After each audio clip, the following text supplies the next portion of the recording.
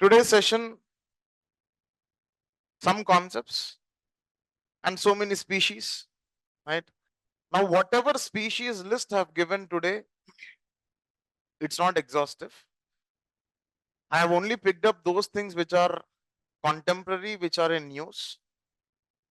Maybe in 2-3 days, I'll be uploading a detailed document on species.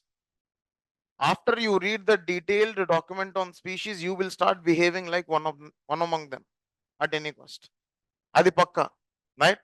So I thought I'll be very selective when it comes to discussing in class, because whatever species that I have picked up, as I put a disclaimer that it is not exhaustive. The reason for picking up those species that I'm discussing in class is purely in the context of examination, right? But rest of the species that if you want to learn, I'm going to upload a document there. Okay. Now, keeping all of that in mind, let's enter into the fag end session or the last session of environment. I think niche partitioning. When you talk about niche partitioning, what do you understand by niche partitioning? For that, you need. Now, when you talk about niche partitioning, now the simplest understanding that you'll have to see here is in the context of ecological niche. Now, when you get to understand the principles of ecological niche, you have to see that ecological niche is nothing but a specific habitat of a particular species. And why am I calling it a specific habitat? Because any species which is having, you know that it will have a unique ecological niche. And when I talk about it having ecological niche which is unique in nature, it will have specific resources, it will have a specific reproductive pattern, and it will also have specific interactions where it is present. And not only specific resources, specific reproductive pattern, but specific interaction. But we also see that there is a specific function which is existing with respect to a particular species. So when I look at ecological niche, I know that any ecological niche is unique to a species. Is unique to a species. Now, once I understand this particular dimension here, now I'll have to see that when I look at what is the basis for the formation of any ecological niche, the fundamental basis for the formation is something called as resource partitioning. And when I look at these aspects of resource partitioning, I have something called as Gauss rule of resource partitioning. I have something called as Gauss rule of resource partitioning. And when I get to understand what you mean by this Gauss rule of resource partitioning, they say that whatever is the species that is existing in a particular region, it might be species A, it might be species B, it might be species C, that they would want to have a peaceful existence. In that context, what they would do is they would partition resources among them. That means there is a silent agreement which is going to exist among these species. And when there is a silent agreement that is existing among these species, they are going to partition these resources. When they are partitioning these resources, what is commonly observed, the fundamental reason why they are going for partitioning of these resources is nothing but competition exclusionary principle. Competition exclusionary principle, the reason for the formation or the reason for the partitioning of the resources is purely to avoid competition, is to exclude competition. So in that context, we see that the basis for the resource partitioning is competition exclusion, and the basis for the formation of the ecological niche is resource partitioning. Please understand this. And that is the reason why we see that there is a unique ecological niche which is existing with respect to every species that is present. So that is what is one fundamental understanding that you need to have in this context of niche. Now here when I talk about niche partitioning, what do I see? Now for suppose say if this is a niche, I am telling that it is a resource base which is existing for that particular species. Now when I start dividing these resources, what is going to happen? What is going to happen? Don't you think the resource base which is available for the species which is existing in that region, it will automatically come down. When it is coming down, what is going to happen? The species would go extinct, because I know that there are 4 different forces of extinction, or where I call them as evil quartet. The first thing is habitat fragmentation. In the process of habitat fragmentation, what is fundamentally happening? I see that the resource base is being split, the resource base is being partitioned among a different species first. The second thing that I see in the context of the evil quartet is with respect to over exploitation. The third aspect that I see is with respect to invasive species. And the fourth aspect that I see is with respect to co-extinction, the principles of co-extinction. Now, when I get to understand invasive species, yesterday I did not tell you some 2-3 points. When I talk about invasive species, what you need to understand is any invasive species is known to have certain characteristic features. And when I get to understand the characteristic features of the invasive species, the first and foremost characteristic feature is the rate of spreading is very, very fast.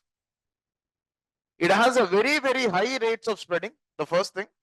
The second condition that you need to see in this context is these are more generalist species. You know that there are Lindman principles which are seen in the context of any food chain. And when I observe these Lindman principles which are present in the context of any food chain, what do I commonly observe in the context of Lindman principles?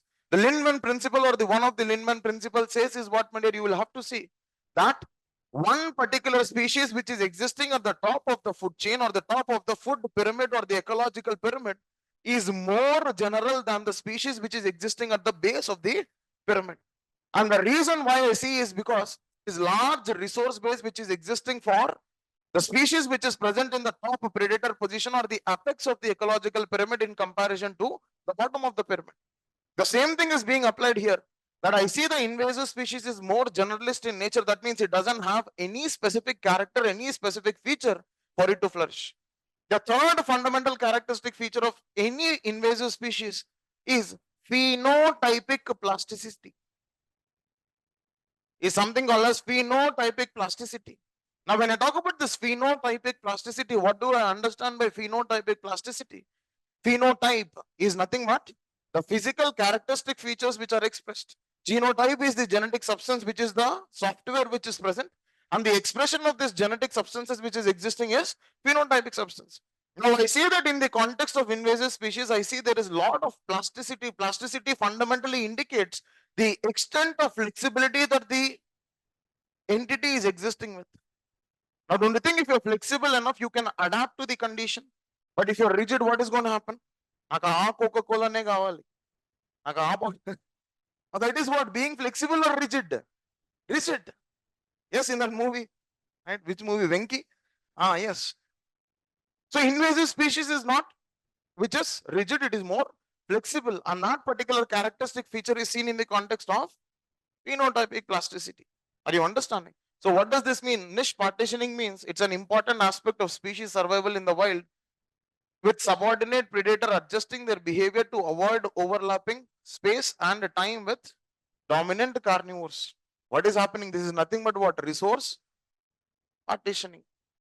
Because for me, any niche is specific with respect to what, my dear? Resources. Are you understanding? Fragmentation is different, partitioning is different. Partitioning is a silent agreement.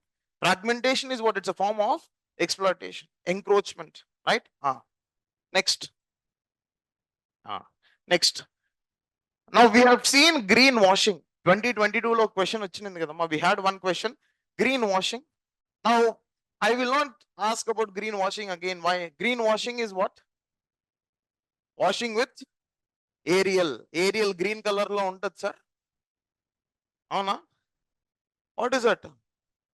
Washing means we discussed yesterday that it's merely perception. It's like an eye wash, green wash, right? So we are fundamentally maintaining a false perception that is seen in this context. And the false perception is what? The false perception is we are perceiving it to be environmentally sustainable. Now we have a similar word called as green wishing. I will tell you one simple analogy. It's easy, right? We are all there, aspirants. Yes. Now there are three kinds of categories. One person is the person who is really studying. And studying in UPSC means how much? Minimum 10 hours every day. Right? Those who are studying less than 10 hours, they are not studying. Right? Don't greenwash yourself. Right? The second person is those who pretend to study. ఎప్పుడన్నా కలపాలన్నప్పుడు pretend to study. అవునా కదా? Study halls ఏం జరుగుతుంది? Right? పక్కన ఖాళీగా ఉన్నంత వరకు నువ్వు ఖాళీ. సడన్ గా male candidate comes, no point. ఈ female candidate comes and sit. ఖాళీగా ఉన్న బెంచ్, ఖాళీగా ఉన్న డెస్క్, సడన్లీ బుక్కులన్నీ వచ్చేస్తాయి. First thing, not only the books are going to appear, you will open the toughest concept and you will be seeing the toughest concept. The problem is what? Within you also, you will be like, ఇది ఎందుకు open చేశాను రా, నాకు అసలు ఏమీ రాదే, ఏమీ అర్థం కావట్లేదు.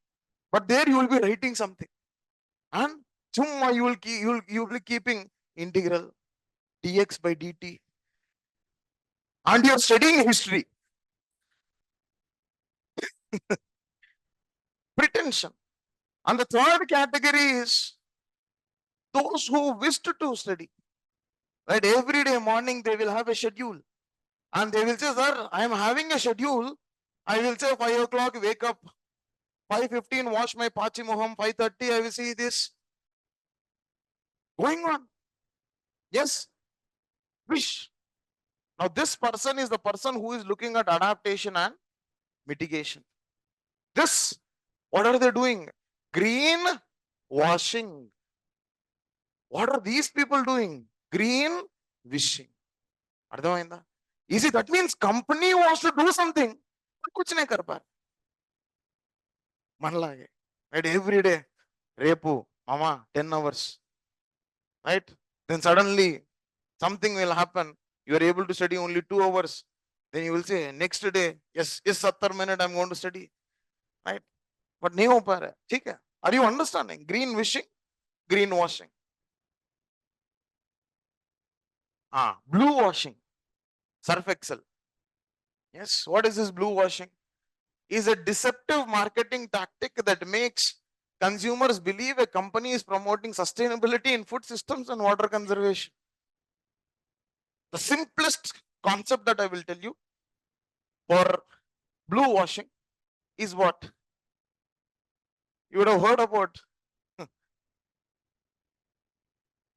mineral water. Yes. What is this mineral water company trying to show you? That they're trying to show you and they're trying to tell you and they're trying to sell their products by what method? By telling, Babu, we are environmentally sustainable. Madhyalo Papa Mahendra Singh Dhoni picture vaartaru. Kontamandi, you would have seen this. That is what is blue washing. Blue washing, anything that is blue is regarding what? Water. Anything that is green is regarding what?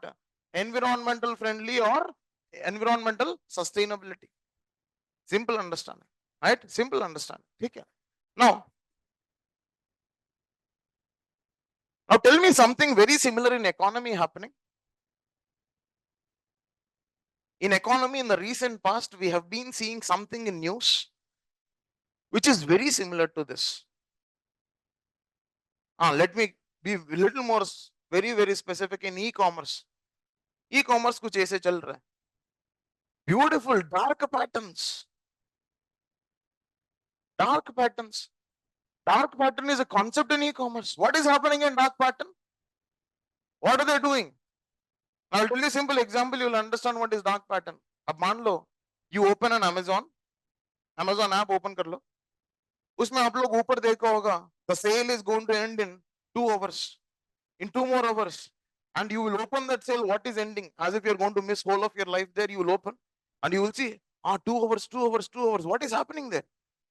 That there is an unnecessary pressure that is created such that in the nick of the moment you take a decision. And that is what, one more thing, that in the context of dark pattern, what is fundamentally happening is we see a manipulative technique being used for persuasion. రాని ర్యాంకులు కూడా వచ్చినట్టు వేసుకొని చూపించడం. Cryptobiosis.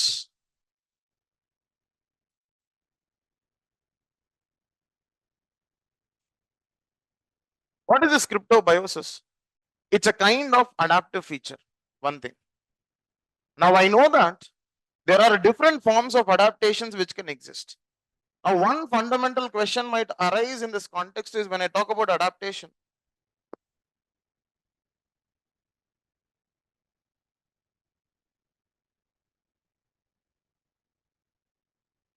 Now when you look at this adaptation as a feature, what is fundamentally happening is you see that in the context of adaptation, why at all some organism adapts?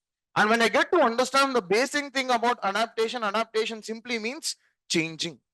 Changing necessarily, be it the chemical activity, be it the physiological activity, be it the biological activity, whatever is the condition, doing the necessary changes is what is seen here. So when I look at this adaptation feature, what is happening is there is a necessary change which is being brought in a particular organism. And when I look at this change, why at all some organism should adapt, or why at all some biotic entity should adapt, or why at all some species should adapt, is there is one particular condition is what is called as homeostasis condition.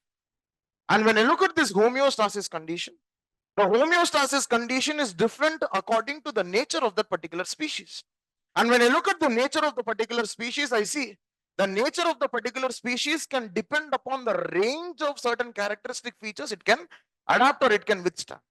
And when you look at those range of characteristic features which it can adapt or which it can withstand, those can be either short range or they can be, the range can be small or large. Now, those which are having small ranges are what are called as steno species. Those which are having large ranges are what are called as uri species. Those species which are having large ranges of forbearance. For example, yesterday, do you remember we were discussing about mangroves being uri-haline species? Why uri-haline species? Because they were able to withstand large saline conditions, right? Large saline conditions. The same thing is what is understood in this context. So depending upon the characteristic feature of that particular species, whether it is uri species or steno species, I see a homeostasis condition existing. And when you look at this homeostasis condition, what is this homeostasis condition? This homeostasis condition is nothing but balance. Is nothing but balance. Now, till that fan was there, I was in my homeostasis condition. I was not sweating. But suddenly now I started sweating. Why?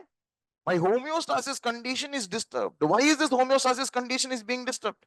Because I find that slowly the temperature which is present outside is appearing to be more.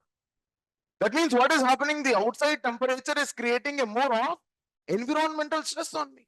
When this temperature is creating environmental stress on me, I have two options. One option is either without responding to this environmental stress and sit and die. First option. The second option that I have is respond to this environmental stress condition which is existing. When I start responding to this environmental stress condition, what am I doing? I am adapting. Why am I adapting? I am adapting to bring back my body into homeostasis condition.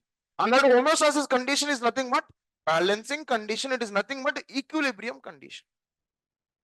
And what is the business behind all of this? The business behind all of this is metabolism. Depending upon my metabolism, my body is going to act. Depending upon the metabolism, my body is going to function.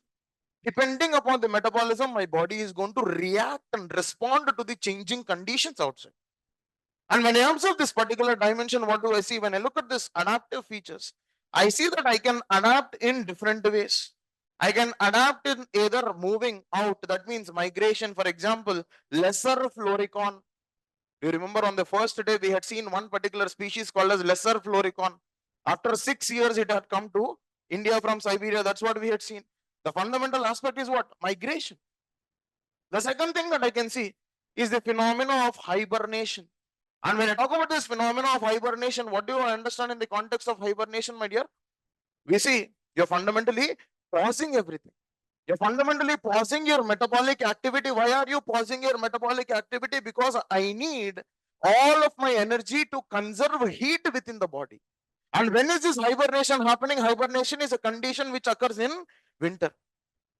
Which occurs in winter. When I was discussing with you the sloth bear on the first day, I told you sloth bear does not hibernate. What is the mechanism? Denning activity. Beautiful. The female candidate goes, digs, and says, Rara, digs. Takes that person and goes. Right? What is the purpose of hibernation? No hibernation. Right? So migration, hibernation, then aestivation. When I talk about this aestivation condition, it is very, very similar condition to hibernation, but when is it happening? It is happening during summer. And when I see the same process of hibernation happening among reptiles, I call it as brumation process. I call it as brumation process. What is this brumation? Brumation simply means that the necessary hibernation is being done by the reptile species. That is brumation. So brumation, hibernation, aestivation, migration. The other form of adaptive feature that I have is diapause. In diapause, what is happening is there I am pausing my metabolic activity, but in the context of diapause, I am pausing the growth cycle which is existing. I am pausing the growth cycle which is existing. So this is one small dimension that you'll have to understand in this context of the adaptive features. And cryptobiosis is a kind of adaptive feature. Right now, when I look at this cryptobiosis being a feature of adaptive, what is it saying? It is saying that it endure harsh conditions without water, without oxygen. It can endure harsh conditions without water and without oxygen. So that is what is one fundamental thing that you'll have to see here. And apart from that, what else you see? That how is it modifying all of this? By modifying the necessary metabolic activity. When there is a necessary change in the metabolic activity that is happening, what is happening? It is able to withstand the harsh conditions. And that is what we see it as adaptive mechanism. Okay. Next. Tipping points.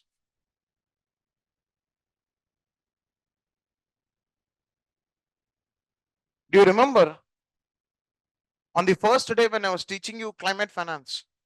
हमने discuss किया, when we were discussing about climate finance, we were discussing about something, that one mitigation fund and adaptation fund, दूसरा GEF, तीसरा GCF, right? Then we are also discussed about something called as loss and damage fund. And there I was classifying the damages or the changes which have been brought in by the climate change are classified into two. One is reversible and irreversible changes. And when I observe this reversible and irreversible changes, I see that for all the reversible changes, I have some sort of compensatory mechanism which is categorically existing. But when I look at this irreversible systems which are present, we see that COP28 had finalized something called as loss and damage. And those, the point at which those irreversible changes are occurring, or the threshold value at which those irreversible changes are occurring, that particular point is what is called as tipping point. Tipping point.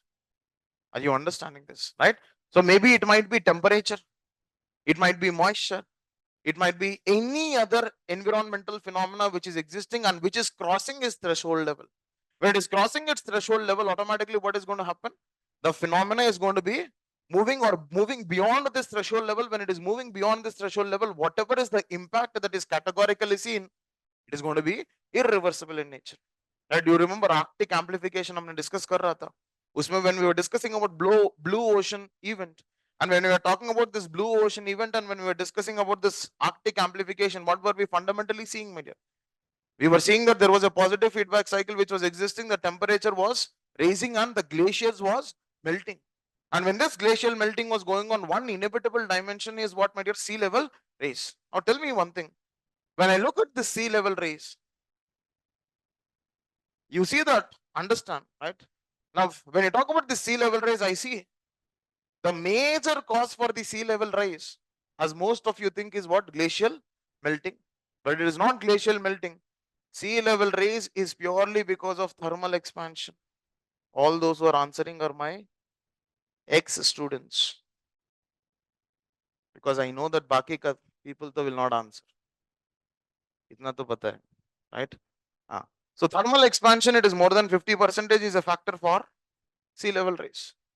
And when I look at the second factor, then I talk about the second factor being glacial melting factor. And when I look at this glacial melting factor, this is around 25 to 27%. This is around 25 to 27%. That means what is the primary cause for the sea level rise?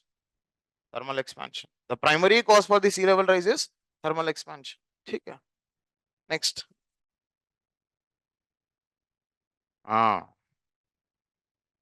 Land degradation neutrality.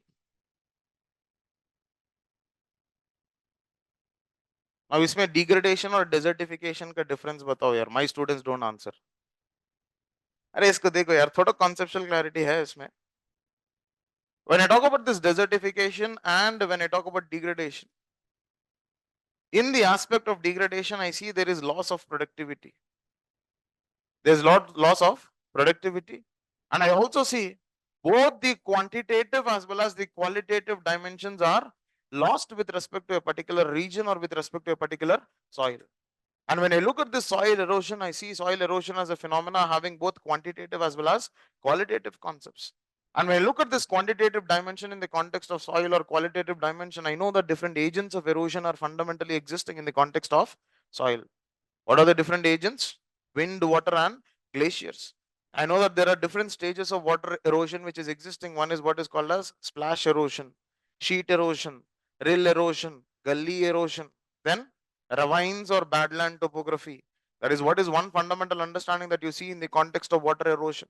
Now, when you look at wind erosion, I know that wind erosion has different types of wind erosion. One is suspension, the other one is saltation process, the other one is what? Creeping process.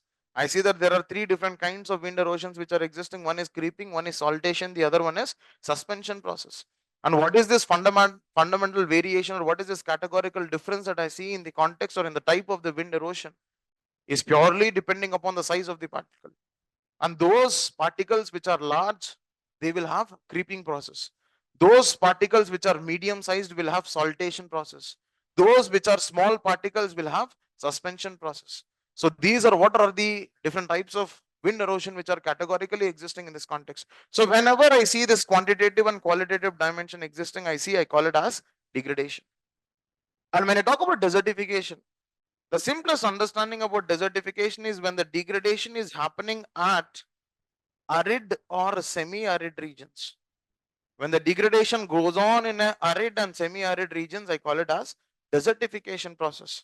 One is what is called as degradation process, the other one is what is called as desertification process. And desertification process is all about what, my dear?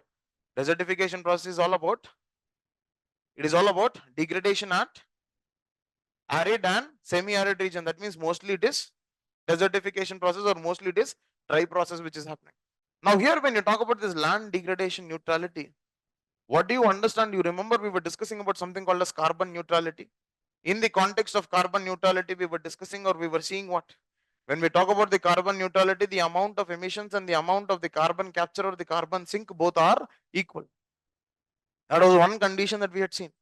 Now, when we observe these things, what is happening is in the context of land degradation neutrality, that we see that the amount of land that is degraded, when it is equal to the amount of land that is restored, when the amount of land that is degraded is equal to the amount of land that is restored. That means when I look at this restoration of a particular land, I am also going to look at something called as soil organic carbon. I am also going to look at this something called as soil organic carbon. And when I talk about the soil organic carbon, what is the soil organic carbon going to determine with respect to a particular soil? It is going to determine the fertility and the nourishment of a particular soil. Higher the soil organic carbon, higher the fertility of the soil which is existing. So that fundamental thing that you'll have to understand. So when I talk about restoration of the soil, one factor which is considered for the restoration of the soil is soil organic carbon. Right? So this is what is the concept of land degradation neutrality, and we see the concept of land degradation neutrality was given in 14th Conference of Parties with respect to UNCCD. And when I look at this 14th Conference of Parties with respect to UNCCD, this is what is called as Delhi Declaration.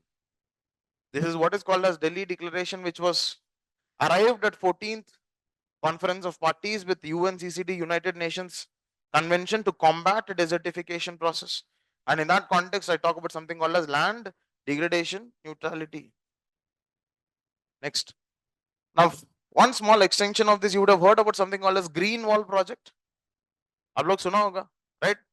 Great Green Wall Project is what is going on in South African region, right? I want you to refer one thing. There is something called as Sahel region. Please look at those countries which are part of Sahel region. That is Great Green Wall Project. Now, when I look at the Green Wall Project that has been going on, I see this Green Wall Project has been going on in the context of India as well. And I see this extending from Aravalli till Delhi. I see this extending from Aravalli till Delhi. The reason for this to be extending from Aravallis to Delhi, and the reason for this to be present over these 5 states which are present in the northern belt, is because we see more than 50% of the land degradation that is happening in the context of India is concentrated in northern belt. It is concentrated in northern belt. And what is the proportion of land that has been degraded in India? We see roughly around 30% of the land in India is degraded. Around 30% of the land in India is being degraded, right? So please understand this. Next, Fujiwara effect. Now, when I talk about this Fujiwara effect, remember that it is related to cyclones. Remember that it is related to cyclones, hurricanes, right? We know there are different names which are present for cyclones, hurricanes, typhoons, tornadoes. These are all very, very similar. All these are what, my dear? Convective phenomena. All these are majorly convective phenomena because depending upon the temperature, I see the cyclonic conditions varying. Now, what is happening is I see there in the recent past, there are different kinds of cyclones which have been emerging to a larger extent. One particular cyclone that I see is, one common phenomenon that I always come across is super cyclones. I know that in India we had Odisha super cyclone in 1999, right? That was one of the strongest cyclones which were existing. And when I look at the cyclone profile in the context of India, I see that cyclone profile is what?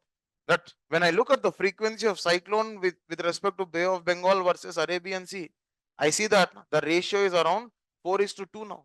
The ratio is around 4:2. That means for every 4 cyclones in Bay of Bengal, I have 2 cyclones in Arabian Sea.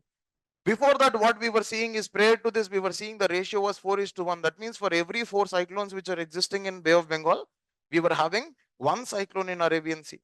So this is what is one fundamental change that has been coming up in the context of cyclonic status of India. And once I understand this, the second thing that I need to understand with respect to this is I have something called as recurving cyclones. And when I look at these recurving cyclones, what do I commonly observe with respect to recurving cyclones is I see that when I look at any cyclone, I know that any cyclone will fundamentally have 3 different stages. One is the origin of cyclone, the other one is the spread of cyclone, the other one is the death of the cyclone. And when I look at the origin of the cyclone, I know that there are certain prerequisites for a cyclone to exist. One is the sea surface temperature being greater than 27 degrees. I see low pressure condition, high temperature conditions, moisture availability. Then also I talk about Coriolis force to be a mandatory condition to be existing here. And when I observe this Coriolis force to be a mandatory condition existing for a cyclone to occur, that is the reason why I don't have cyclones being present in the equatorial region, because I don't have Coriolis force being present in equatorial region. So that is one fundamental dimension that I need to understand here.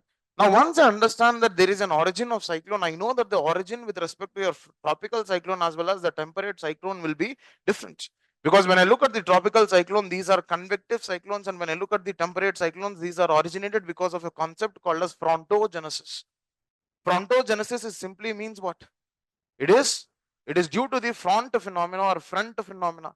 And when you look at this frontal systems or when you look at this front phenomena, we know that any front is a temperate characteristic feature or it occurs in the mid latitudes. And when I look at any of these fronts, I know that this front is resultant of the mixing of both the warm winds as well as the cold winds. And depending upon the interplay of these winds, either it is warm wind or cold wind, depending upon the velocity, depending upon the strength of these warm winds and cold winds, we are going to classify these fronts into warm front and cold front. And we would call it as a warm front when there is a dominance of the warm wind over the cold wind. And we would call it as cold front when there is a dominance of cold wind over warm wind. So this is what is one fundamental dimension that you need to understand in the context of temperate cyclones. Now, once I see this, I know that there is this spread of cyclone which categorically happens. And when I look at the spread of the cyclone, I see that there is a structure which is existing. And when I observe the structure which is existing, I see that there is something called a cyclonic eye which is present, and there is something called a cyclonic wall which is present. And when I look at the cyclonic eye condition which is to be present in a particular region, I see that cyclonic eye is characterized with calm winds, descending winds, and also no rainfall, no destruction to be present in the context of the cyclonic eye. This is what is called as the cyclonic eye. And whereas when I look at this is what is called as the cyclonic wall. And when I observe the transition that I move from cyclonic eye to the cyclonic wall, I observe that the temperature or the amount of destruction, the amount of wind speeds, the amount of rainfall, everything seems to be increasing. So this is what is the spread of a cyclone. And when I look at the difference between the spread of a cyclone in the context of a temperate cyclone as well as a tropical cyclone, what do I categorically understand? I see that the temperate cyclone is spread for a more region, spread for a larger area compared to tropical cyclones. Now, once I see this cyclonic phenomenon that is existing, I know that whenever I see any cyclone, in the context of tropical cyclone, any cyclone moves from east to west. But whereas in the context of temperate cyclones, they move from west to east because of the influence of the westerlies and because of the influence of the tropical easterlies, categorically. And when I observe this, what is happening is I know that when this particular cyclone is moving, when it is going to hit the land region, I know that the moisture source is going to be cut off. And when I find this moisture source is being cut off, automatically what is going to happen? I would see that the initial characteristic feature for the cyclone to originate is taken away. When it is taken away, what is happening, my dear? I would see that it would result in something called as death of a cyclone, and the death of the cyclone is what is called as landfall. And at this juncture of the landfall, why there is a landfall of the cyclone which is happening? The reason for the landfall of a cyclone is because the moisture source is being cut off. Now, for some reason, when this low pressure system called a cyclone picks up moisture from some other source, just before dying, it picks up the moisture from some other source. The cyclone is rejuvenated, and this particular cyclone, which is rejuvenated because of an unknown moisture source before the death of the cyclone, is what is called as recurving cyclone. మనిషి చచ్చిపోయే ముందు oxygen పెడితే ఏమవుతుందమ్మా? లేచి కూర్చుంటాడు. The cyclone also the same thing. Just before it dies, it suddenly finds a moisture source. When suddenly it finds a moisture source, automatically what is happening?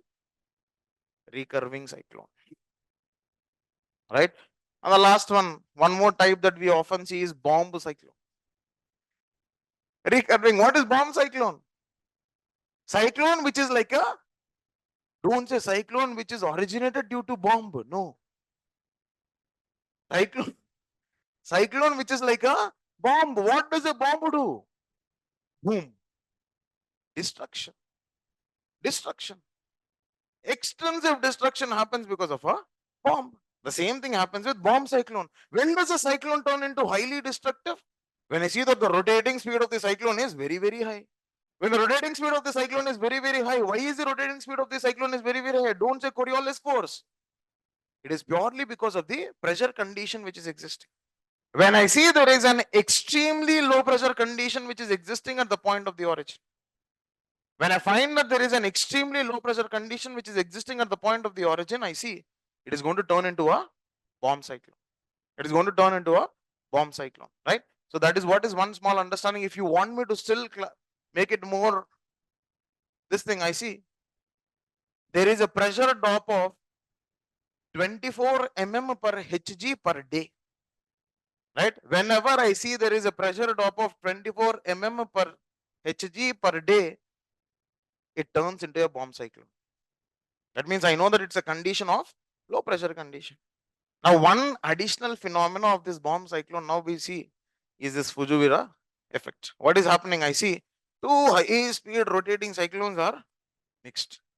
Now, when they are mixing, what is happening? Boom. Right? Do you remember supernova? Life cycle of a star. क्या चल रहा है life cycle of a star? White dwarf, right? Red giant, supernova, nebula, neutron star, black hole. All of this you keep seeing, quasars, pulsars. Yes or no? Magnetars, cepheids. All these are what? All these are those which are related to a star life cycle. Now, when you observe this star life cycle, what is happening? When I see two supernovas or two neutron stars merging, it turns into a black hole. Right? What is black hole? It's a condition. It's a region which has high densities. Light can escape? No. What is the evidence that light can't escape? I see event horizon being the boundary of the black hole, and that is the maximum point till where the light can reach. बाकी का जगह तो light दिखते भी नहीं है. There is no light there. Why? Because everything is being absorbed, captured. Right? Beautiful.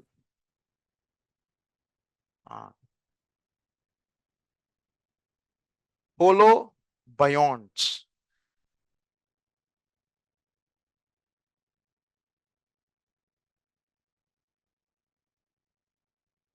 What are holobionts? These are nothing but microorganisms. And what is the speciality of this microorganism? The speciality of this microorganism is what? There is a symbiotic relation. There is a symbiotic relation. Tell me one example for this. कुछ बताओ. अरे भाई साहब, coral reefs तो micro organisms है ही नहीं भाई. आप लोग क्यों बोल रहे हैं? हाँ, अरे rhizobium, very simple. What is rhizobium? It's a symbiotic bacteria that is existing along with plants. You also have something called as mycorrhiza. What is mycorrhiza? Myco means what? It should be fungi. That is a root word for fungi. Mycorrhiza is also a classic example of holobionts. Rhizobium is an example of holobionts. Your leguminous plants, you say, no? What is the speciality of leguminous plants? They are nitrogen fixing plants. Why are we having them to be nitrogen fixing plants? Because there is a symbiotic relation that is existing between the roots as well as the bacterial structures which are present. And that's an example for holobionts. Next, Atlantification. What is this Atlantification? Something which is related to Atlantic Ocean. Yes, acidification and em jarugutundi. In acidification, what is happening, my dear? I see acids going and mixing or increasing the proportion of acids. Now that means Atlantification is what? Sarvam Atlantic Mayam. It is known for jars. The concept of jar. What is the concept of jar? Those cyclical movements of the oceanic currents is what is called as a jar. And what is the speciality of this? This is what is called as Sargasso Sea. You remember TSPSC Group 1. CYQ, not PYQ. What is CYQ? Cancelled year question. Right? TSPSC में पूछा था ना शायद. Sargasso Sea is a characteristic feature of what? North Atlantic Ocean. Why? Because I see there is a cyclical movement of this currents happening. Now, in this context of Atlantification, what is happening is I see that the impact of the Atlantic Ocean keeps on increasing with respect to Arctic Ocean. What is this happening? Is the warming and the salinization of Arctic Ocean. Warming and salinization of Arctic Ocean because of the influence of what, my dear? Because of the influence of Atlantic water flow. Why do we have this warm Atlantic water flow happening, my dear? Do you remember? There is something called as Gulf Stream, North Atlantic Drift. Now, when you look at this Gulf Stream and North Atlantic Drift, what is happening here? I see that they are moving from equator towards the poles or away from the equator. That means which is moving away from the equator is warm current, and which is moving towards the poles is warm current, and which is moving away from the poles is cold current. So that means in this context, what is happening? I see this warm currents are being moved to the northern region. Now, why didn't we discuss this phenomena before? Do you remember we discussed about something called as AMOC? Atlantic Meridional Overturning Circulation. In that context, we were seeing that the temperatures of the Western European region and the Eastern North American region was changing. So in this context of Atlantification, it is what? The impact of the Atlantic Oceans on which, my dear? Arctic Ocean. Right? Snowpack.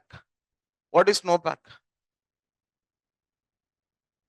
Face pack laga, snowpack.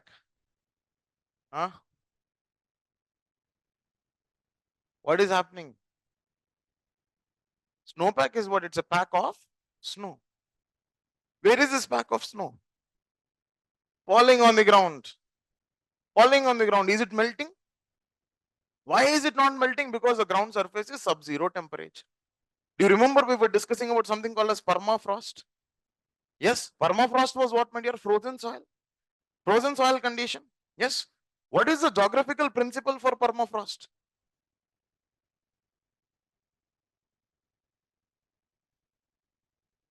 What is the geographical principle for permafrost? చెప్పమ్మా, గట్టిగా చెప్పు. Bolo, what you were telling was right, my dear. Beautiful. Temperature inversion condition. क्या चलते है temperature inversion? When you talk about temperature inversion condition, I see that it is an opposite condition of normal lapse rate. I know that in the normal lapse rate, as the height is increasing, the temperature falls. Right? That is majorly that is observed in the context of troposphere. And but what is happening in this context is I see whenever certain conditions are there where I see that as the height is increasing, the temperature is increasing. And such a phenomena is what is called as temperature inversion. And I see this temperature inversion as a phenomena is a special characteristic feature. It's a special characteristic feature which is occurring in special conditions which demand special criteria.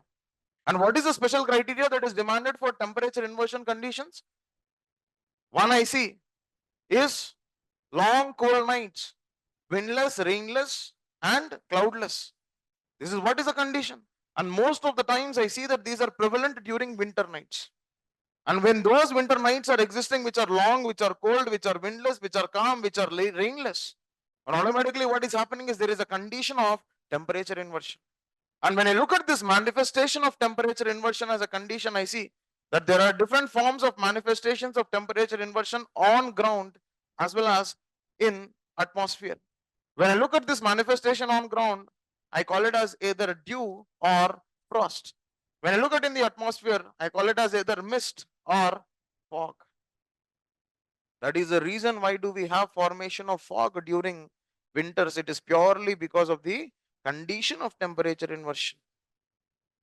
And smoke plus fog is equals to smog. We know that there are two different kinds of smogs which are existing. One is the photochemical smog, the other one is Los Angeles smog or London smog, sorry. When I look at this photochemical smog, I see that this is a smog which demands the minimum prerequisite presence of the sunlight for its formation. And this is also called as Los Angeles smog. This is also fundamentally formed because of the nitrous substances. And I call this particular smog as oxidative smog. When I look at London smog, it is also called as classical smog, and I see that extreme winter temperatures is what is resulting in the formation of the London smog. And when I look at the conditions for the London smog, sulfur dioxide is the fundamental reason for the formation of London smog. And when I look at this London smog, it is mostly reductionist in nature. Whereas when I look at this Los Angeles smog or when I look at this photochemical smog, it is oxidative in nature. So this is what is the categorical difference that I find between the photochemical smog and classical smog. Classical smog is otherwise called as London smog and photochemical smog is otherwise called as Los Angeles smog. Are you understanding? Right? So this is one condition here. The snowpack is also very similar. When I have a cold surface, when it falls, it is going to be frozen for some time and it doesn't melt. And that is what is called as a snowpack. Termination level transition.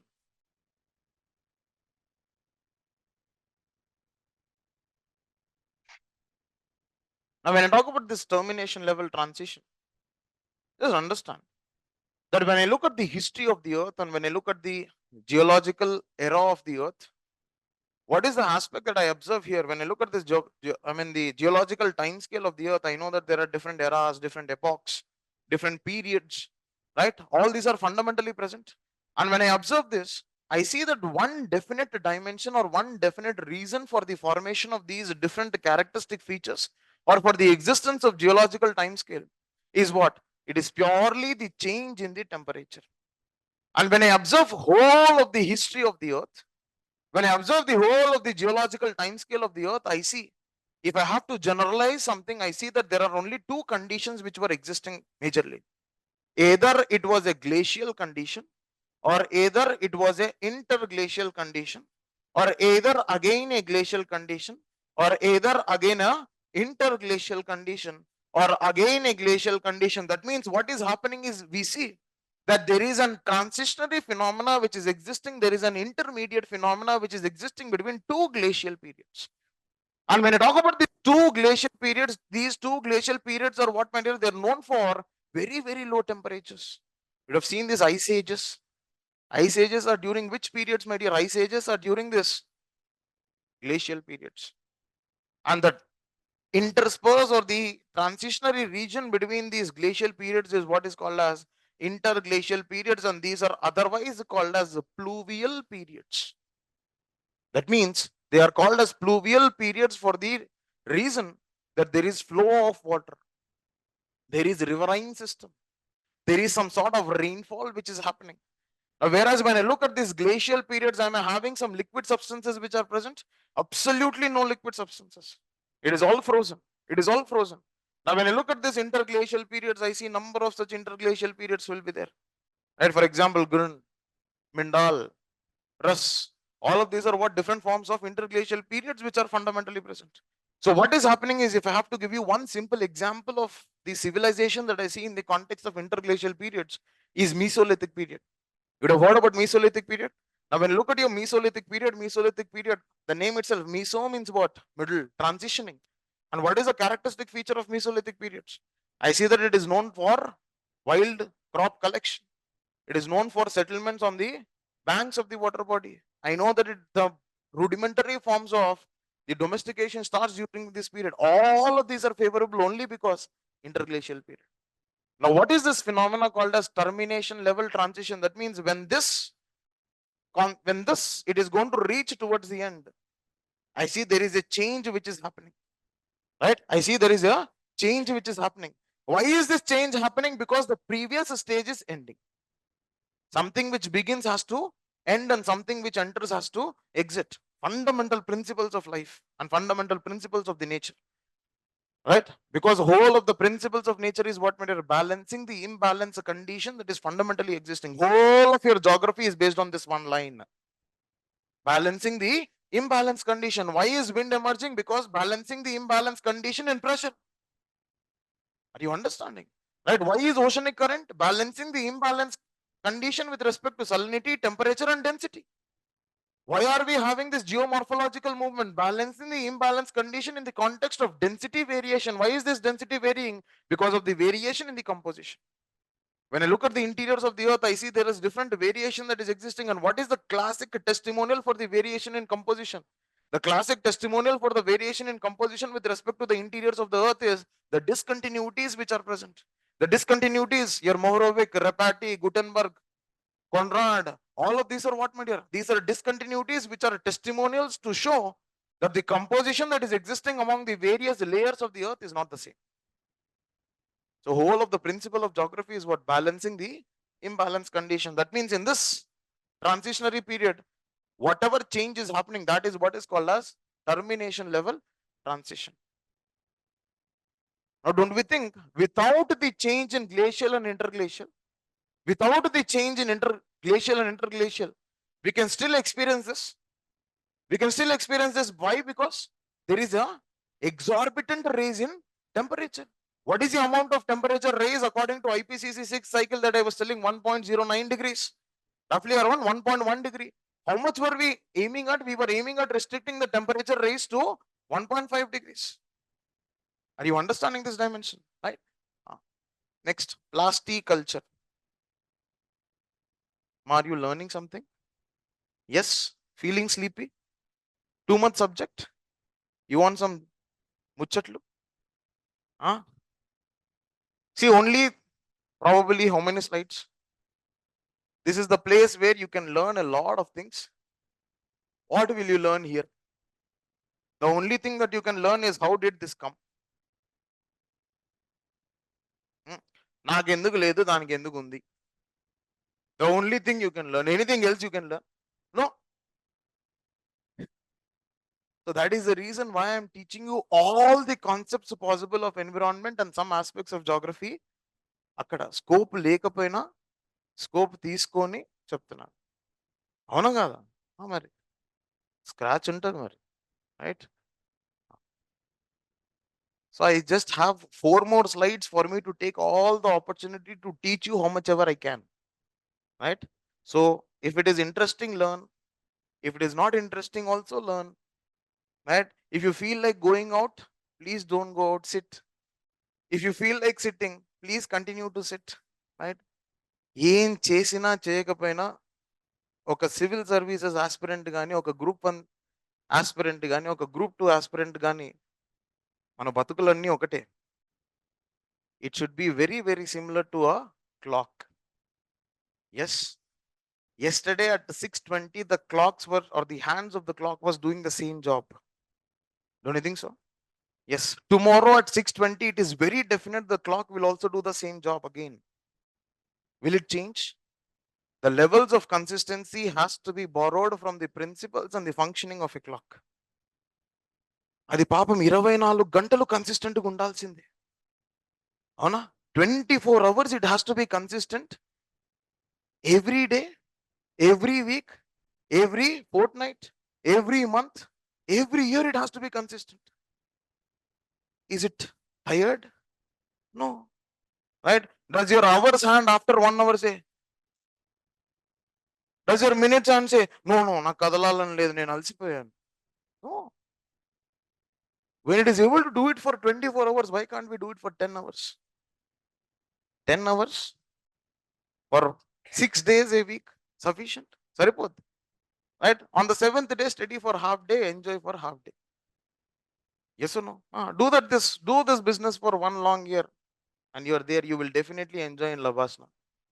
Or you will enjoy in your HRD centers, right? ABPSC or TSPSC group 1, you have your HRD centers, right? For group 2 officers, you have ASCII, ASCI, administrative staff training centers. So they're there, you will enjoy there, right? And trust me one thing, that once you enter these training centers, you will get everything there, right? If you didn't learn music, you can learn music, right? ఏ instrument కావాలంటే ఆ instrument వాయించుకోవచ్చు, నీ ఇష్టం. Mridangam okay, right? డక్కీ is fine, you wish. Bongo, African, fine. Children want to learn some dance, learn. Kathakali, right? Odissi, right? What is Odissi famous for? Tribhanga. Tribanga posture and Chauk posture. What is the difference? Tribanga for women and Chauk for men. So please, for 10 hours every day, study. Baki 14 hours, what you are supposed to do? Enjoy. Enjoy. Yes. What you are hearing is correct. Study for 10 hours, enjoy for 14 hours. Enjoy for 14 hours in such a way that next day 10 hours are not affected. Huh? Are you understanding this? Right? Follow this funda. Business is easy. You people are happy. When you are happy, I am happy. Why? Sir intro ఇలా కలుపుతున్నాడు అనుకోకండి. Because when you are studying, it is easy for me. Otherwise, should I tell you how all of you were looking at me on the first day? Good. Now let's learn about plastic culture. Then we'll see all the species. మిమ్మల్ని మీరు చూసుకున్నట్టే ఉంటుంది, ఏం కాదు. Plastic culture. What is plastic culture? Plastic culture is nothing but plastic plus agriculture. Savarna dirgha sandhi or guna sandhi, you say. You're replacing one part. Now what is this plastic plus agriculture? I'm looking at the applications of plastic in agriculture. Very simple. And you have to understand that I see that there's a lot of application of plastic that is seen in the context of agriculture. And when I see this application of plastic in agriculture, one definite aspect that I can see is what, my dear? Poly houses. I know that there is something called as poly houses. Now, when you are moving across your highways, you would be seeing that these green color tents on the field, those green color tents on the field are nothing but poly house agriculture. Why are they called as poly houses? There are two connotations which are seen in the context of them being called as poly houses. One is polymeric house, poly house. That particular structure which has been constructed because of a polymeric substance. That is what is called as poly house. Or the other perspective or other understanding of poly house is, it is a house in which I am having multiple crops which are being cultivated. Now, for example, what is happening is, what is the reason for this poly house? I see whatever is the incoming radiations are all going to be entrapped. It is going to create a kind of greenhouse gas effect within. And this tent or this polymeric structure is going to be like a greenhouse gas layer which is shielding, which is arresting all of the radiations which are reflected because of the reflective capacity. And what is happening in this context? I see that when most of the radiations are entrapped within this particular tent, what is going to happen? The temperature is going to increase. And do you remember yesterday we had drawn a graph something like this? And there we had seen that when the temperature was increasing, the photosynthetic activity was raising up to a threshold level. And it was increasing. When the photosynthetic activity is increasing, the growth of the plant is fast. When the growth of the plant is fast, I know that the yield is fast. I know that the yield is more. And I have the flexibility of, here I'm having tomatoes, here I'm having potatoes, here I'm having mirchi, here I'm having broccoli. I can have. Yes or no? That is why it is what is called as poly house. Polymeric house or house which has multiple crops. Or baki. One more aspect that I see is, I see in the context of activity of mulching. When I look at this activity of mulching, what do I understand by mulching? I know that when I look at different forms of agricultural systems, be it monocultural systems, be it your strip cropping, or be it your relay cropping, whatever be the condition, I see that there is a time period and there is a place where I see the soil or the land is being exposed to direct sunlight. When the land is being exposed to direct sunlight, what do I commonly observe? I see that there is a condition that what is happening is that because of the insolation, there is an evaporation process which is going on. And because of this evaporation, the moisture in that particular region is affected. The soil microclimate is affected. The microbial activity is affected. The nutrient composition is affected. The soil structure is affected because of the direct insolation that is being received by this particular region. Now, when I have this region being received, or when this region receives this direct insolation, the soil characteristic features are being demolished. In order to avoid and in order to preserve that, I have the process of mulching. Mulching simply means I am covering the soil. I am covering the soil. I can cover the soil either by using something called as normal straw. Because when I look at any agricultural crop, what happens, my dear, when I see this agricultural crop, I know that when I want to go for harvesting of this agricultural crop, I go at this. I don't cut the complete crop. Now, this is what is called as the straw. This is what is called as the stubble process. And I see this is being used to cover the field, and that is what is called as mulching process. And I can also mulch the soil using plastic. For example, you would have seen when you're moving on highways that black color polythene sheets will be there. And why are they covering that black color polythene sheets? Now here we have this black color polythene sheet. Here we have crops. Here we have crops. Why are they covering this? This is being covered because of the process of mulching, and to what? To preserve this soil. And if not this, I can also go for something called as cover crops. Cover crops. To cover this particular soil, I can keep some crops which are non-exhaustive in nature. What do you mean by non-exhaustive in nature? They are not demanding much of the resources. If they are demanding water, if they are demanding fertility, if they are demanding nutrients, don't you think it is fundamentally losing the business? It is fundamentally losing the objective. But what is my objective of having this cover crops? Just to cover the surface and protect it from what? Protect it from direct insolation from the sun. Are you understanding? So plastic agriculture means what? Plastic culture means I'm seeing the application of plastic in agriculture. Right? Beautiful. Sometimes with plastic, I can create seed beds, especially in the context of aeroponics. आप लोग सुना होगा alternative farming systems. And हमारे पास बहुत alternative farming systems है. मान लो biodynamic farming is an alternative farming system. Permaculture is an alternative farming system, right? Or hydroponics, aquaponics, aeroponics. All of these are alternative farming systems. Why are we calling them as alternative farming systems? In all of these, we see the necessity for the land reduces. Necessity of the land reduces. Because when I observe the status of Indian agriculture, what do I see, my dear? Categorically, I see that the land holding of an individual farmer is reducing. It has reduced from 1.15 hectares to 1.08 hectares. And I see more than 86% of the Indian farmers are small and marginal farmers. And when I have all of these constraints to be prevalent there, and when I look at the nature of the agriculture in the context of India, I see it is input intensive agriculture. That means I need to use fertilizers, I need to use irrigation, I need to use seeds, I need to use tractors, I need to use machines, I need to use capital, I need to use labor. When I see it is input intensive, automatically the amount of profits that are derived by the farmers are extremely less. That was the reason why your Ashok Dalwai committee in his report in 2018 was categorically talking about what? Doubling of farmers' income. Doubling of farmers' income. DFI was fundamental objective of Ashok Dalwai's committee. Are you understanding this dimension? Now, in this context, what is happening is when the land availability and when the land presence is less, and when there is a fragmentation of the land holding that is happening, automatically it is an imperative on the side of the agriculture, on the side of the farmers, to look at the alternative systems. That is where we see the emergence of alternative farming system. And in that, one very, very famous system which is present in Singapore is vertical farming systems, where I use this vertical structures for agricultural process. Are you understanding? right? So this is one small thing that you'll have to get. Next, press mud. Remember, this press mud is something which is related to sugarcane. Now in sugarcane, I have number of outlets. Yes, I have number of products which are released. I have number of things which are present. Now, ek to what, my dear? Now, once I see sugarcane.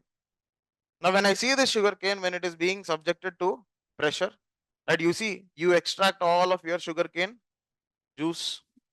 After the extraction of sugarcane juice, जो भी बचा हुआ है, whatever is left, that is what is called as bagasse. Right, that fibrous substance which is left out after extraction of the juice which is present is what is called as bagasse. Now, what is the utility of bagasse? Can I use that bagasse for as the fodder? I can use it as fodder. Can I use it for producing biofuels? Can I use it for producing chemical fertilizers? कुछ भी कर सकते हैं यार, वो तो पूरा organic है बस. Can you eat? हो सकता है. Probable, right? Probable. Maybe you will see bagasse avakai tomorrow or bagasse pachadi, right? Have you ever dreamt that you will drink something which is made out of grass? आजकल क्या चल रहा है यार? Wheat grass juice. Tox or detox? Yes or no? Aloe vera juice, wheat grass juice. What is wheat grass? గోధుమ గడ్డి. గడ్డి ఇదంతా ఏంటి? మట్టి. ఇదంతా ఏంటి? మనం దేనికోసం ప్రయత్నిస్తున్నాం?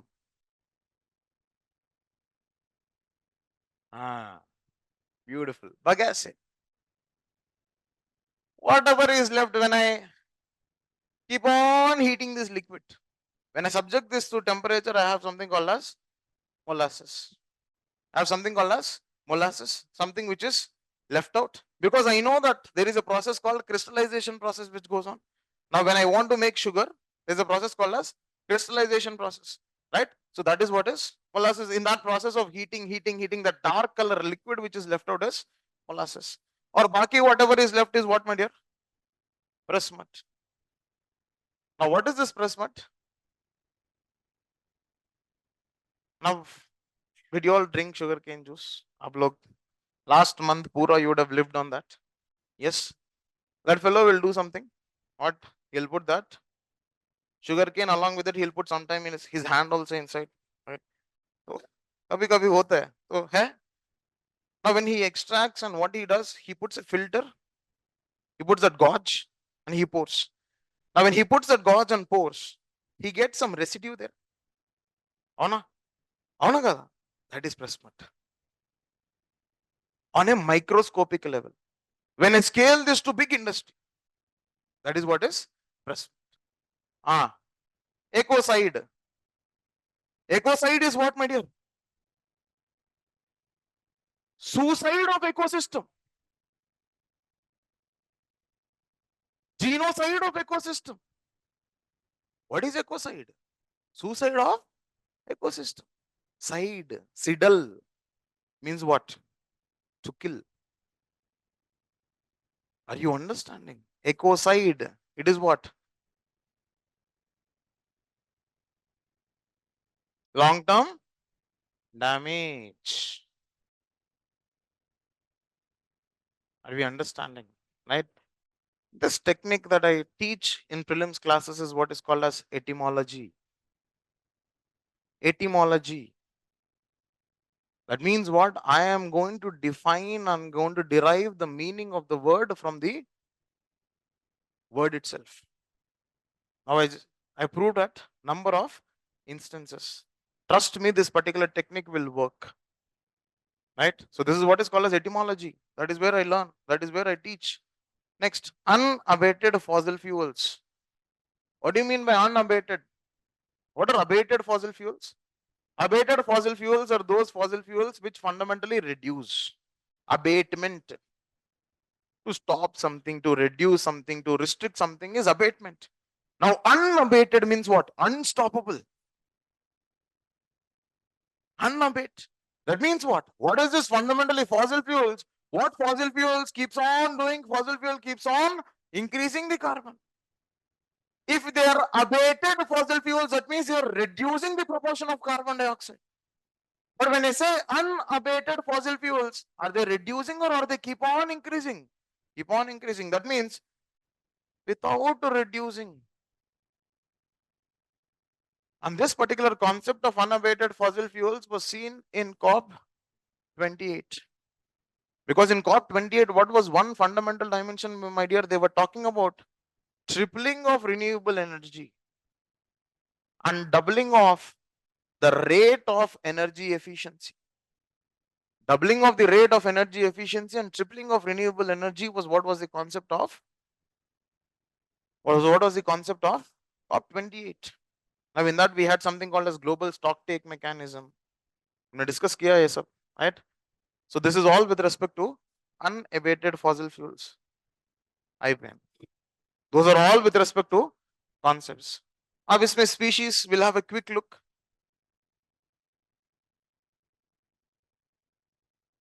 Now Malabar tree toad. Now Malabar tree toad means where is it found, my dear? In Malabar region, obviously, right? Which national park? Mollem and what is that? Mahadei, right? Mahadei, Mani. It is Mahadai, right? Where are they present? Mollem National Park is in Kerala or? No, don't say Kollam, Mollam. No. Where is it present? Mollam. Kerala or Goa? Kerala or Goa? Ah, beautiful. What is the status of this? Endangered. What is the status of this? Endangered, right? In both Sites and Wildlife Protection Act, it is not listed, right? And one more specific feature is females are larger than males. Kottalante aa matram undali మరి. Females are larger than males, right? Next, Eurasian otter. When I talk about Eurasian otter, oh, tell me one thing, this is terrestrial or aquatic species?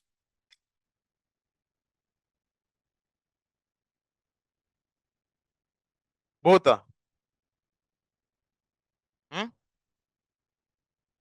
Is it aquatic or terrestrial species or arboreal species? What is arboreal? Which lives on trees, right? Yes or no? Monkeys, arboreal majorly. Terrestrial, those which are living on land. Yes, those which are living on land is terrestrial. Those which are living in water is aquatic systems, right? Now, इसमें देखो, you see that these are semi-aquatic. These are semi-aquatic. What is their status?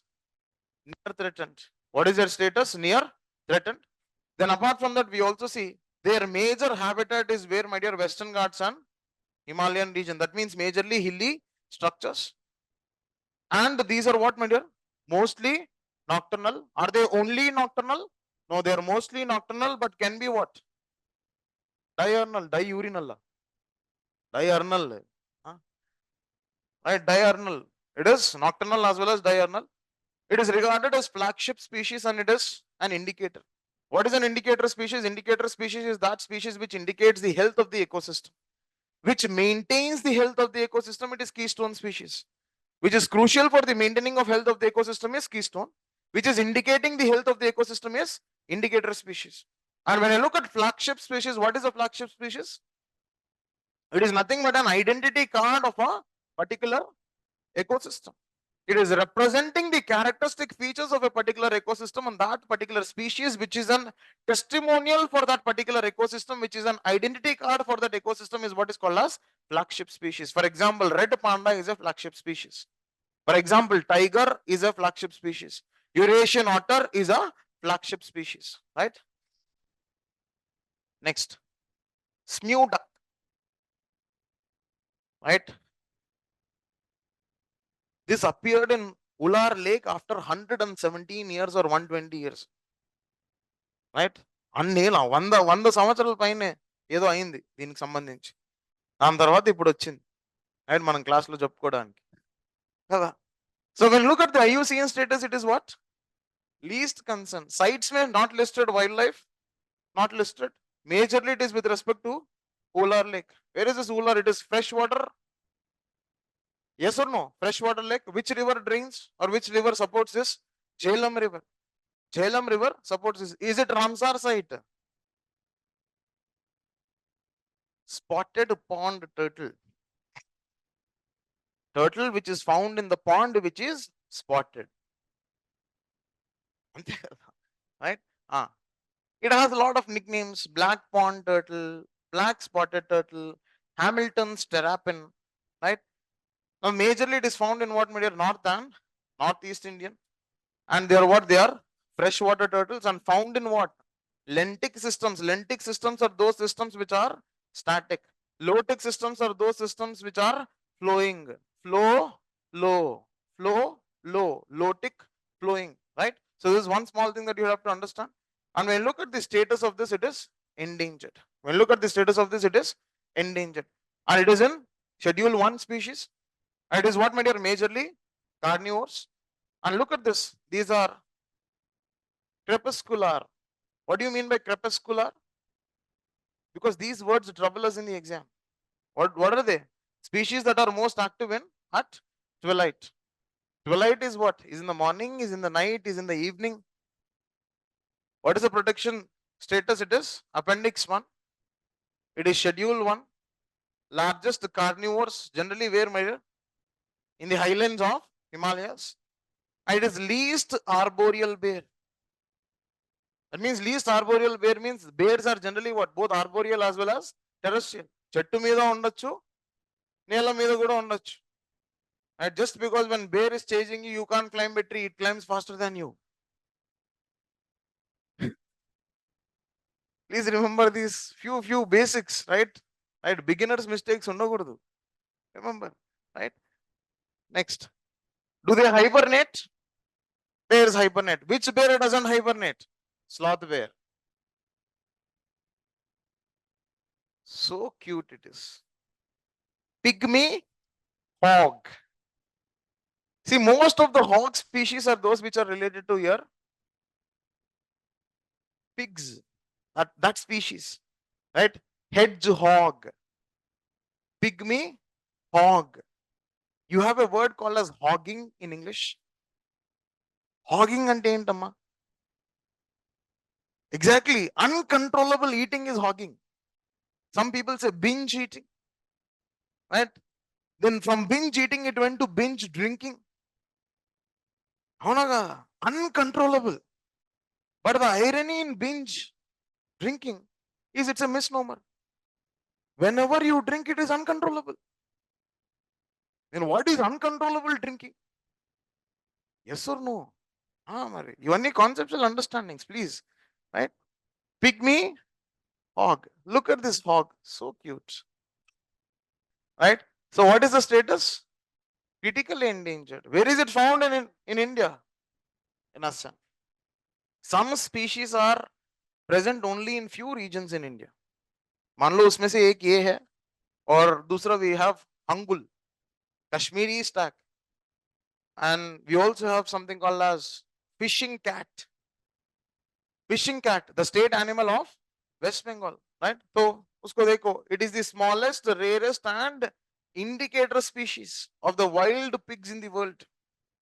And it is the smallest, rarest and indicator species. And what is the habitat for it? The habitat for it is majorly grasslands. The habitat for it is majorly grasslands. And where is the viable population found? Manas. Manas. Manas Tiger Reserve. Peruga Tiger Reserve. Ani andulo we have one horn rhino also.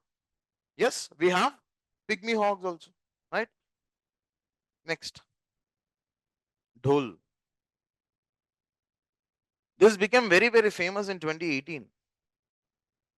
Right? This became very, very famous in 2018. It's a wild dog. Right? Now it has. Now the police forces started using this as one of the defensive mechanisms in there. Especially it was used in Karnataka. In 2018, it became very, very famous. And these are extremely tall, my dear. Right? So when you look at this, what is the status? These are endangered.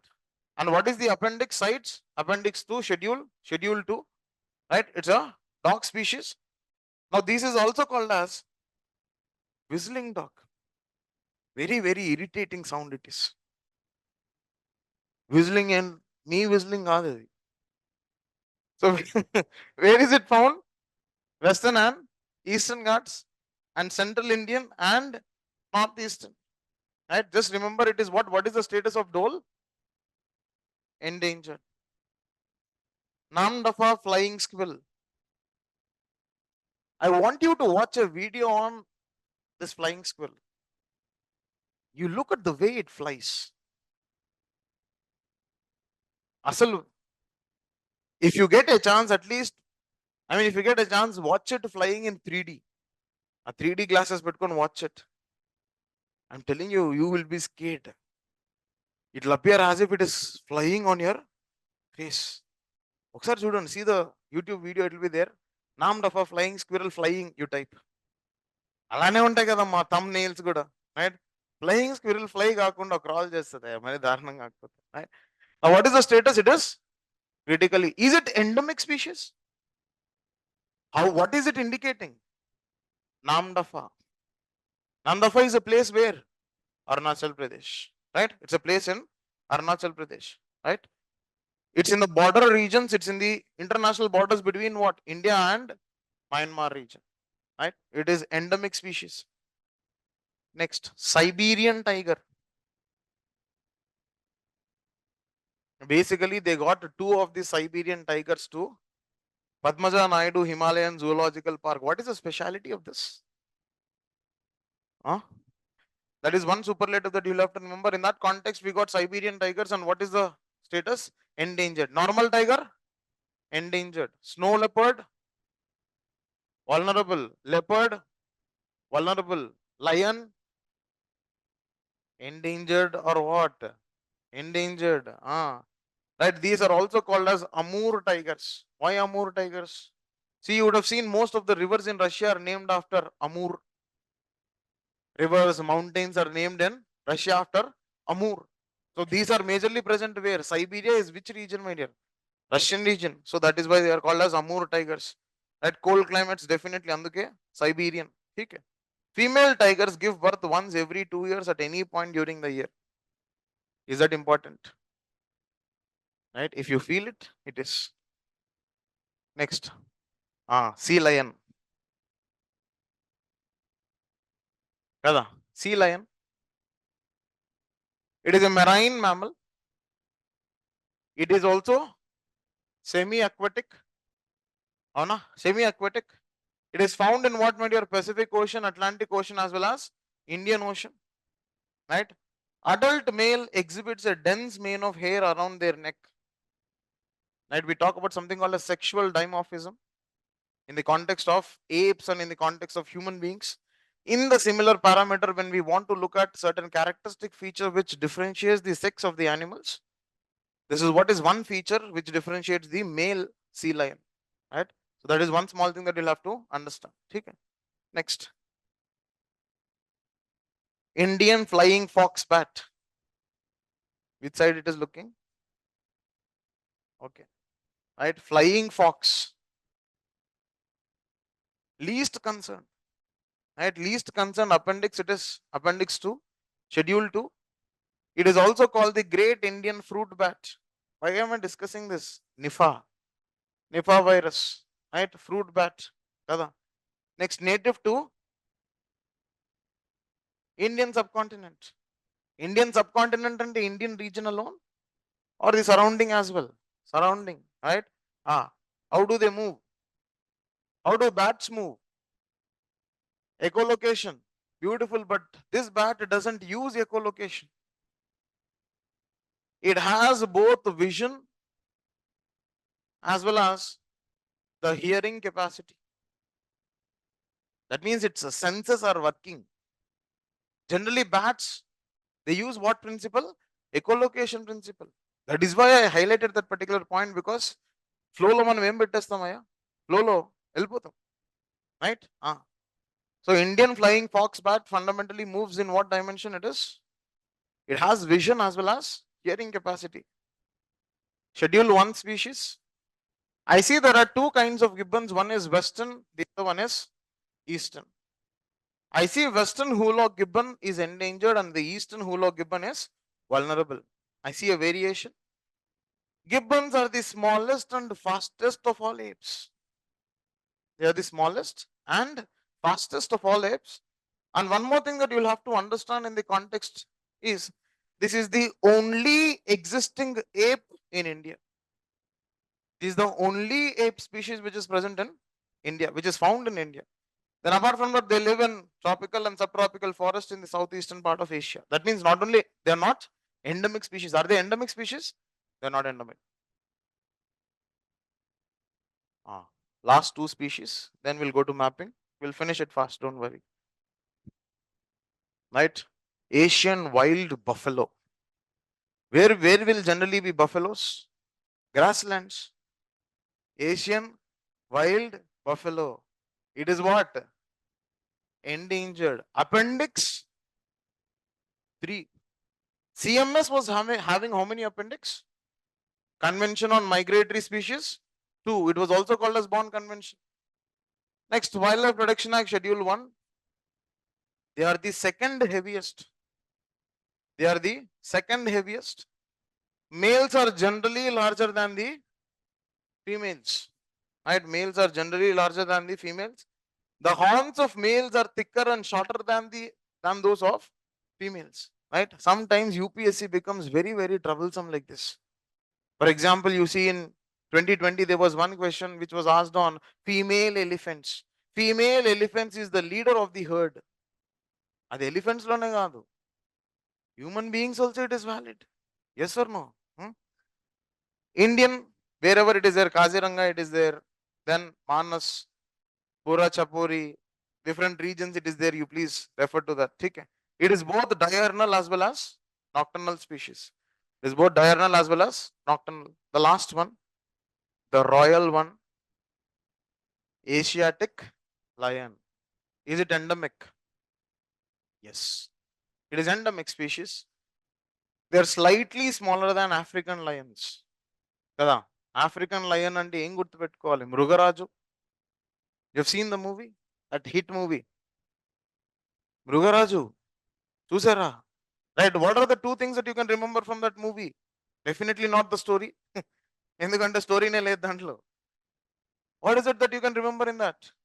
Savanna grasslands.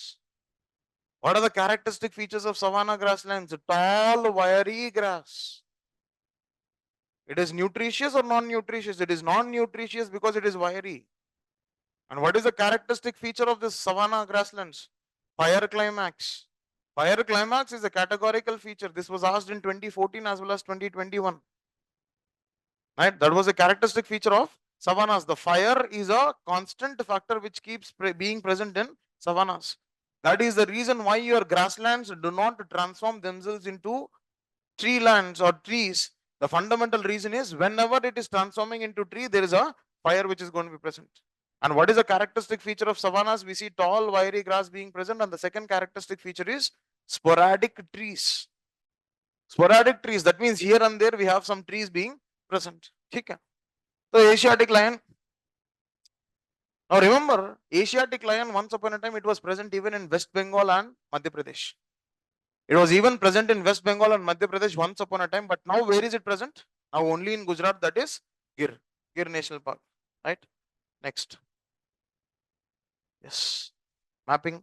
Dekh lo isko. Relax. I'll not tell everything. Right? I'll just give you the directions to read these maps. बाकी का आप लोग देख लेना. Right? Now, some important things always. First thing is northeastern map.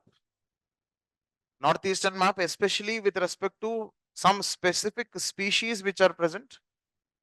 Some specific species which are present, one. The second thing that you'll have to remember with respect to northeastern maps is the tiger reserves and national parks. Tiger reserves and national parks to be definitely remembered in northeast.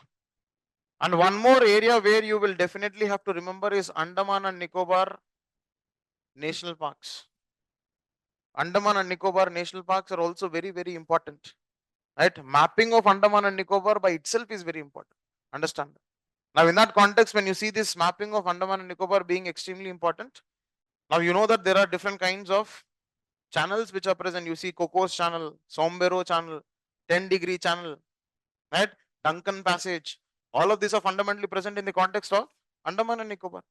So look at those mapping aspects and look at the national parks which are present in Andaman and Nicobar, right?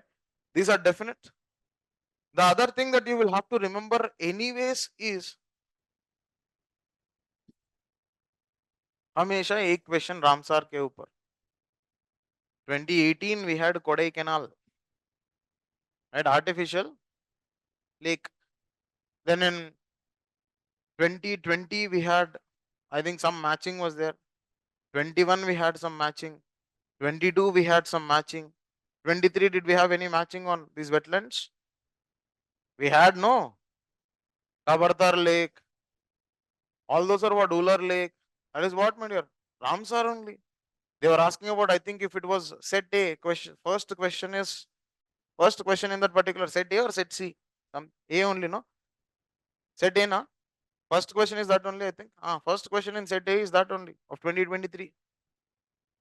Right? So definitely one question will be there in wetlands, and wetlands के बारे में दो तीन चीज याद रख लेना आप लोग. एक तो state. What is the state of that particular Ramsar first?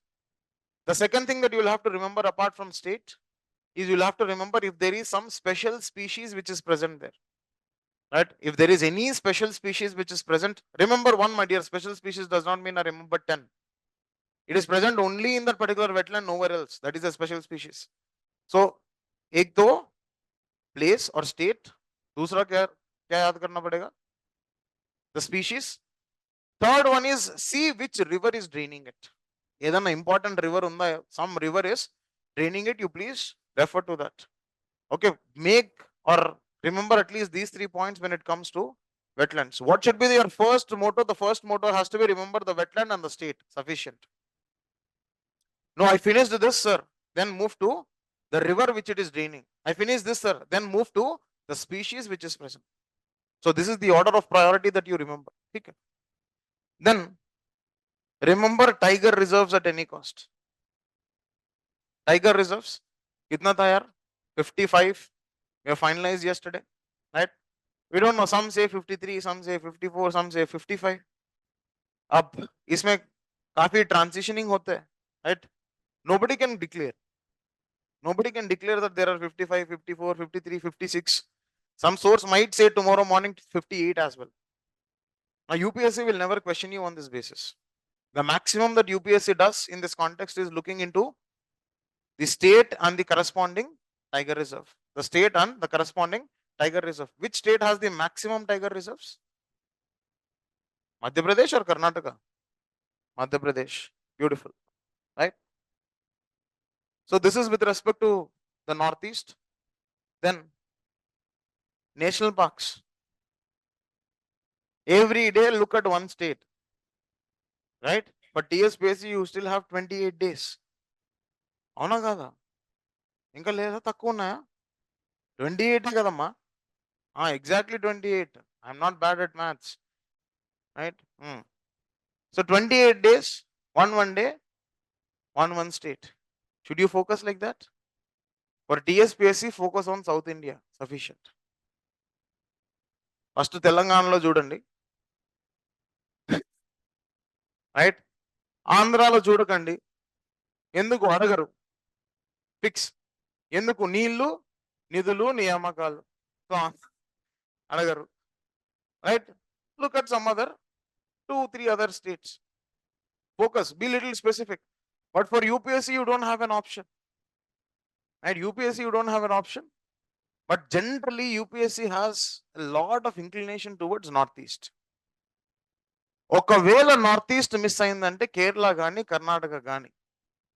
That is the order of priority. If Northeast is being missed, definitely Kerala, Karnataka.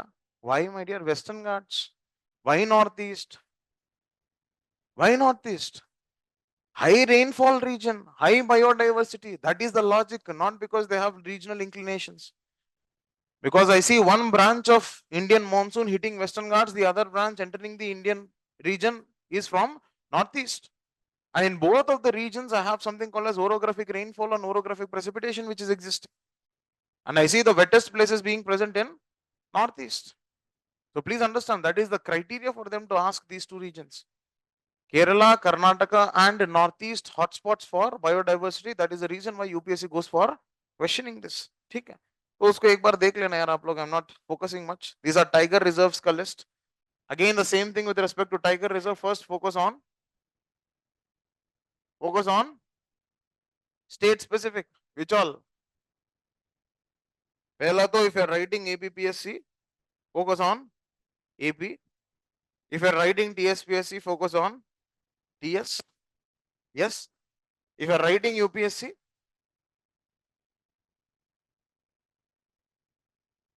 first to focus on Madhya Pradesh.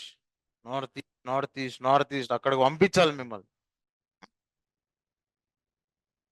One is Madhya Pradesh, then Karnataka, then Uttarakhand. Why this order? Tiger population. This is what is meant by smart preparation. इसको बोलते हैं prioritization. What you people do? మార్కెట్లో దొరికిన బుక్కులన్నీ ముందు వేసుకొని ముందుకు వెనక్కి ఊగుతూ బుక్ అన్నా చినగాలి, కుర్చీ అన్నా ఎరగాలి. ఏమీ జరగకపోతే తలన్నా తిరగాలి. ఏదో ఒకటి జరుగుతుంది. ఫిక్స్. అవునా కదా? మార్కులు మాత్రం రావు అని ఏమనంటే, సార్ మా లక్కు బాగాలేదు సార్, ఏం చేద్దాం సార్, దేవుడికి నేనే దొరికాను సార్. అవును మరి, నువ్వంటే కసి దేవుడికి, నువ్వే దొరికావు. Please understand my dear, prelims is one place which is objective in nature. అంటే నువ్వు ఎంత రాస్తే అంత వస్తుంది, ఎంత చదివితే అంత తెచ్చుకోవచ్చు. Remember this. Mains is one thing which depends purely on your practice. Interview, I don't know. Don't ask me. Because these two are the stages which I constantly kept clearing continuously. Now, in that context, I can definitely say that these are objective. Interview, pata nahi, I don't know. Right? Why these are objective? I just need that right bend of mind. Tiger senses hai, right? Mangroves, humne discuss kiya. Ramsar, elephant reserves, right? Which state has the highest number of elephant reserves? Highest number of elephant reserves.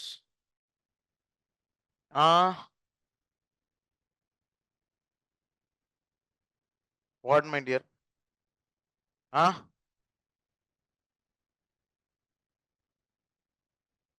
Highest number of elephants where? Karnataka.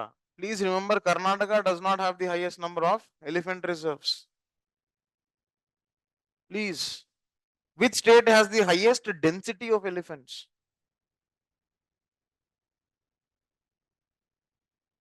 Assam. నిన్ను పంపించాలి అక్కడికి. Highest density of elephants is in Tamil Nadu. And which is the elephant reserve with highest elephant density is the Sigur Elephant Reserve or Singur Elephant Reserve. What is the speciality of the Sigur Elephant Reserve? The speciality of Sigur Elephant Reserve is it is a convergence of both Eastern Ghats and Western Ghats. And you know the intersection of Eastern Ghats and Western Ghats is what? Nilgiris. 2017 PYQ of UPSC. ठीक है? तो देख लेना. Mic sites. 10 mic sites will be there. Please by head this. Right? I think with that, we finish the 3 sessions of environment. Did you all learn something? Yes or no? We revised. Mostly we revised. One thing that the question was asked was, sir, tell us something about NGT. What is NGT? National Green Tribunal. It is statutory or executive? Statutory. Which year? 2010. What is the composition of NGT? I see both judicial composition as well as executive composition. Right? Now tell me, NGT is established under which article?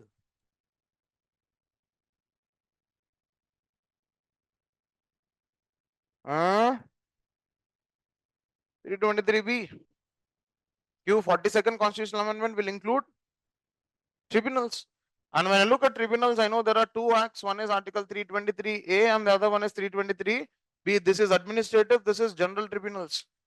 And in the context of administrative tribunal, what is the common thing that I see? For both the state as well as the center, the deciding aspect is the parliament. Who is going to appoint? The appointment is done by the president.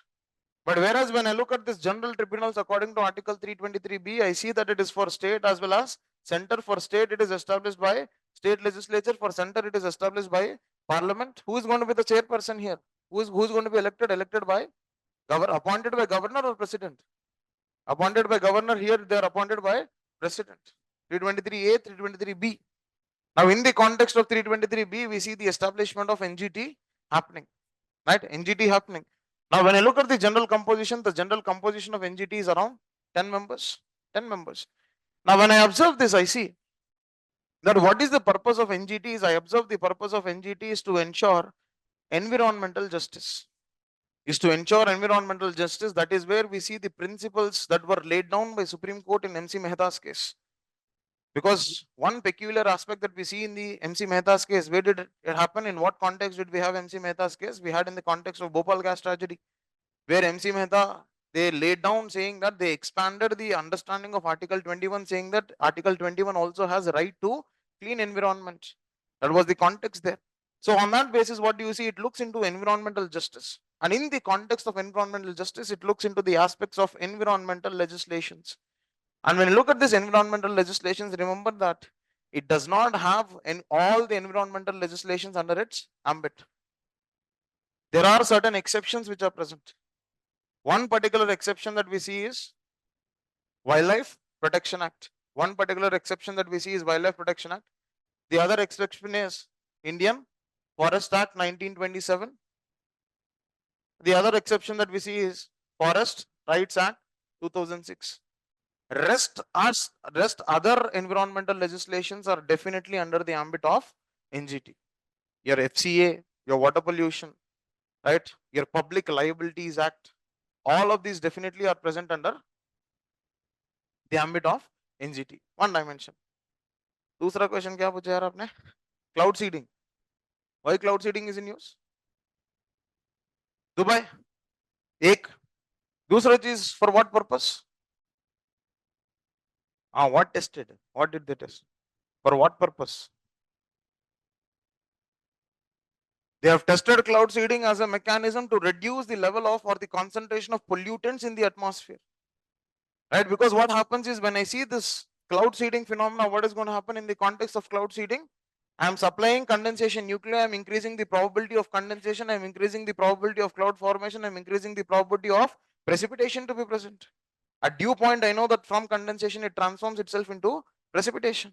Now, when I observe this transformation that is happening in the context of condensation to precipitation at dew point, what do I see here? Because of this precipitation, all of the pollutants which are suspended in the atmosphere, they're going to be washed off. And that means cloud seeding is being seen as a mechanism to increase the probability of precipitation such that the precipitation will have a washing effect on the pollutants which are suspended in the atmosphere. Right? Teesra question kya tha? Is this fine? So I think with this, we end the environment sessions.